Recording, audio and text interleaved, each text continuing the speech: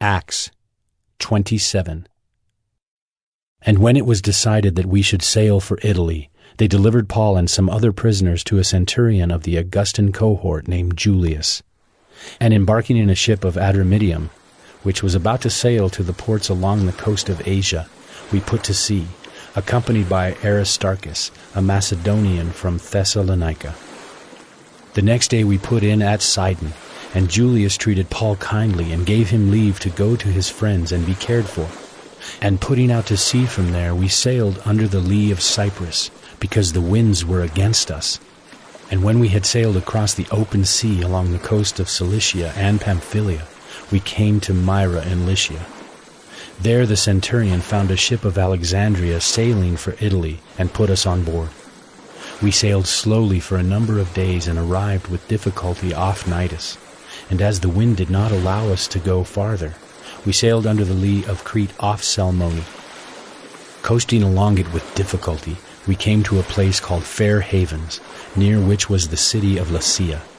Since much time had passed, and the voyage was now dangerous because even the fast was already over, Paul advised them, saying, Sirs, I perceive that the voyage will be with injury and much loss, not only of the cargo in the ship, but also of our lives.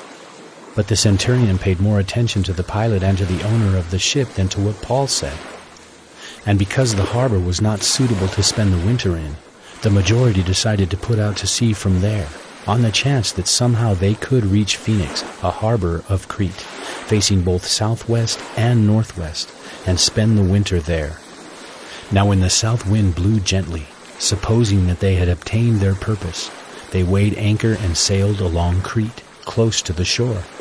But soon a tempestuous wind, called the northeaster, struck down from the land.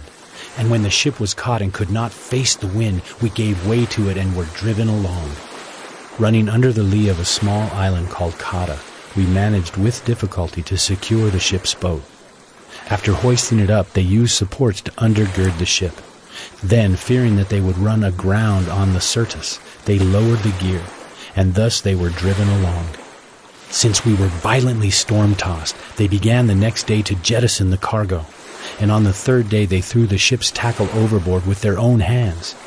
When neither sun nor stars appeared for many days, and no small tempest lay on us, all hope of our being saved was at last abandoned.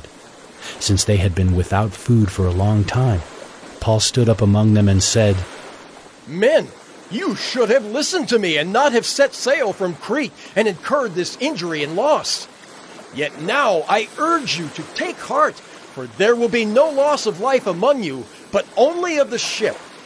For this very night there stood before me an angel of the God to whom I belong and whom I worship. And he said, Do not be afraid, Paul. You must stand before Caesar. And behold, God has granted you all those who sail with you. So take heart, men, for I have faith in God that it will be exactly as I have been told. But we must run aground on some island. When the 14th night had come, as we were being driven across the Adriatic Sea, about midnight the sailors suspected that they were nearing land. So they took a sounding and found 20 fathoms. A little farther on they took a sounding again and found 15 fathoms. And fearing that we might run on the rocks, they let down 4 anchors from the stern and prayed for day to come. And as the sailors were seeking to escape from the ship, and had lowered the ship's boat into the sea, under pretense of laying out anchors from the bow, Paul said to the centurion and the soldiers, Unless these men stay in the ship, you cannot be saved. Then the soldiers cut away the ropes of the ship's boat and let it go. As day was about to dawn, Paul urged them all to take some food, saying, Today is the 14th day that you have continued in suspense and without food, having taken nothing. Therefore I urge you to take some food, for it will give you strength, for not a hair is to perish from the head of any of you.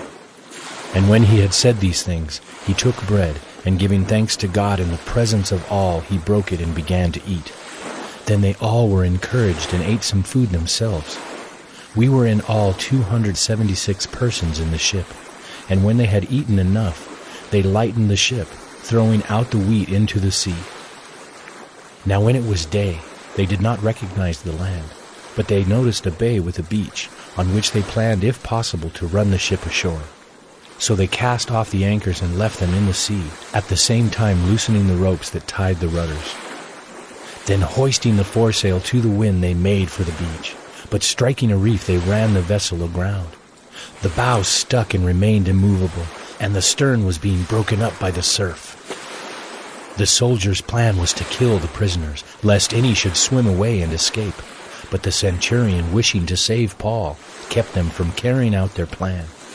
He ordered those who could swim to jump overboard first and make for the land, and the rest on planks or on pieces of the ship. And so it was that all were brought safely to land.